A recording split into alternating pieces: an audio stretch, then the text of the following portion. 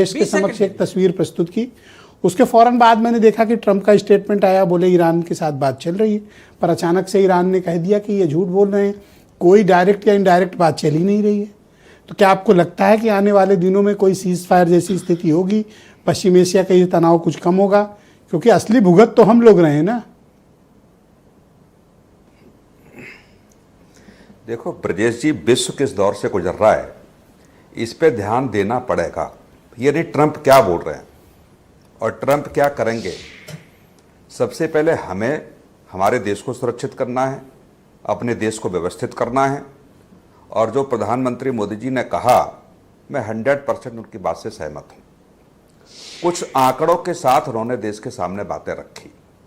उन्होंने कहा युद्ध शुरू होने से पहले हम 27 देशों से ऊर्जा से संबंधित सामग्री खरीदते थे, आज हम 41 देशों से खरीदते हैं। 10 साल पहले एथेनॉल कितना पेट्रोल में मिलाया जाता था? 1 से 1.5%, आज 20% मिलाया जाता है। और उन्होंने आंकड़ा दिया कि 4 लाख टन इससे पेट्रोल की बचत हुई है। आप देखिए कि ट्यूबवेल पेट्रोल पे जो चलते थे, ट्यूबवेल किसानों के 20 लाख सौर ऊर्जा से चल रहे हैं ट्यूबवेल। पहले किससे चलते थे? डीजल से चलते थे।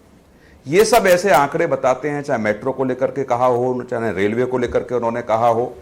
निश्चित तौर से 10 साल में जो कुछ हुआ उससे बहुत राहत मिली। और इसलिए दावे के साथ मैं कह सकता हूं कि पड़ोसी देशों में आप डीजल, पेट्रोल और गैस की कीमतों को आप देख लीजिए और अपने देश में आप देख लीजिए। यदि आप तुलनात्मक अध्ययन करेंगे तब पाएंगे निश्चित तौर से ब्रजेश जी कि हम फिर भी राहत में हैं। लेकिन ये बात उनकी सही है, चाहे सत्ता पक्ष हो, चाहे विपक्ष हो, चाहे देश की जनता हो। जब ऐसी स्थिति किसी भी देश के सामने आती है, किसी भी देश के सामने आती है, तो जनता की सहभागिता बहुत महत्वपूर्ण होती है।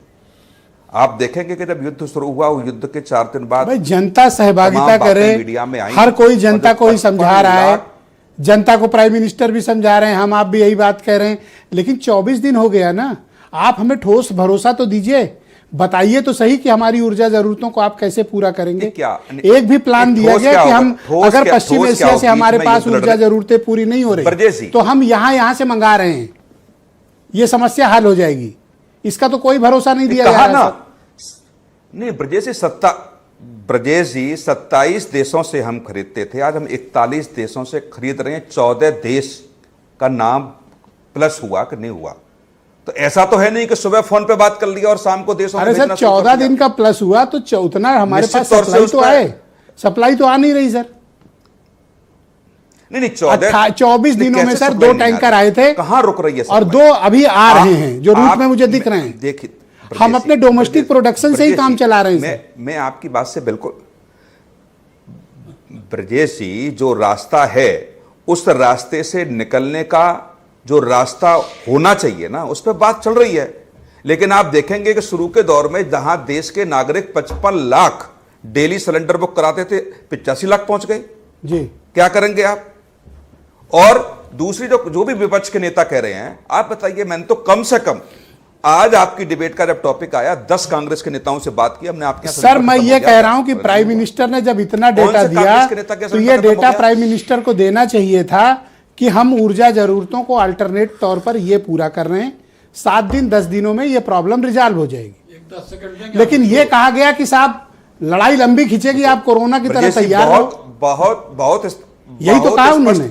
बहुत स्पष्ट शब्दों में ब्रजेश जी मैं बता दूं, ब्रजेश जी बहुत स्पष्ट शब्दों में मैं बता दूं आपको, क्या प्रधानमंत्री मोदी जी या भारत की भूमिका ऐसी है जाकर के कि बीच में खड़े होकर के जो रास्ता है वहां जाके अपनी भूमिका। थैंक यू सर, बहुत शुक्रिया सर, थैंक यू सर।